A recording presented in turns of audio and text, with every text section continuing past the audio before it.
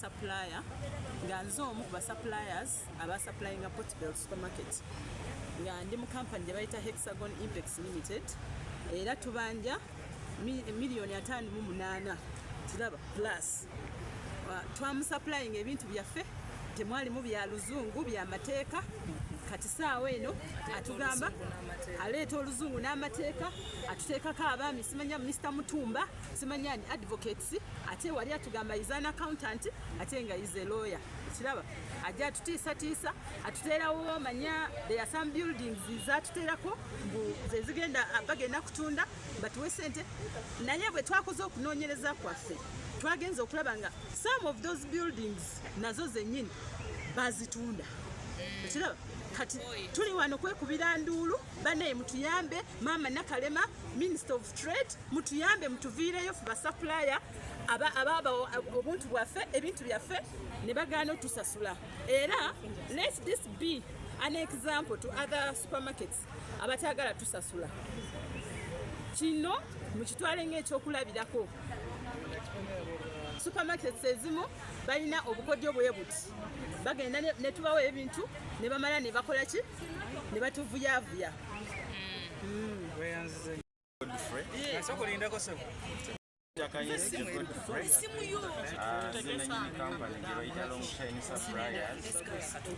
twasupplyinga ebintu supermarket nyingi naye kitulese wano olwaleero twasupplyinga supermarket gye bayita Portbel supermarket erina branches nga 2 naye ekitumazeeko enviiri ku mutwe nti nanyini supermarket yakeera ku makya kayise meeting ye nga ye ntayite ffe basupplier atugambye nti bannange ebintu byandemeredde tukole ki yakeera ku makya olw'okuba bo bamanyi amateeka ne bagenda mu kooti ne bagamba nti baagala kwedissolvinga nti kampani yaweddemu ne batuyita byayita mu mawulire ne batuyita nga basupplier ne batutuuza naye nga byonna byolaba nti munnayuganda munnaffe twali tukaaba abagwira naye kati munnayuganda munnaffe yatandise okukola bino olw'okuba bo bamanyi amateeka ffe tetumanyi mateeka n'okeera ku makya n'ogamba mu kampani eyagudde naye nga abantu abakubanja ziri biliyoni 3 biliyoni 3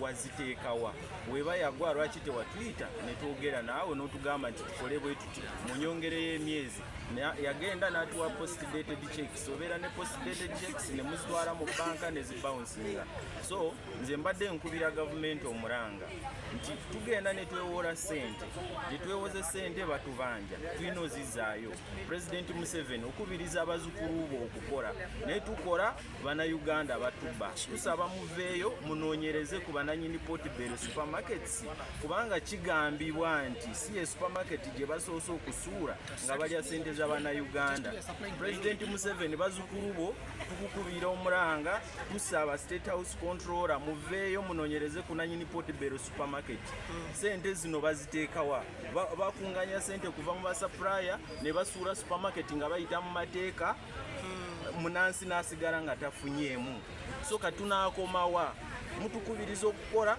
tukola naye ate batubbanga mulaba tusaba muveeyo mutuyambe. Good afternoon. Wait. Everyone, I'm Suresh. I'm from Balaji Group.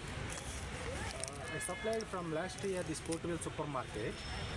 I last supplied this April maybe. From the last year they paid only one-time payment. Up to now they didn't pay any money, and also they gave the posted checks for next year. But actually check is 6 months validity. So I went to they are not responding.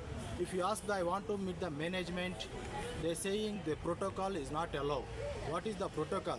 They eaten our money, they used our money, there is no stock in the Portbel, and also we are paying to URA, UNBS, we are paying the taxes. They used our money, they eaten our profit, their profits also.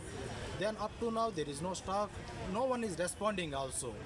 So how we can pay we are losing our capital also, we are losing.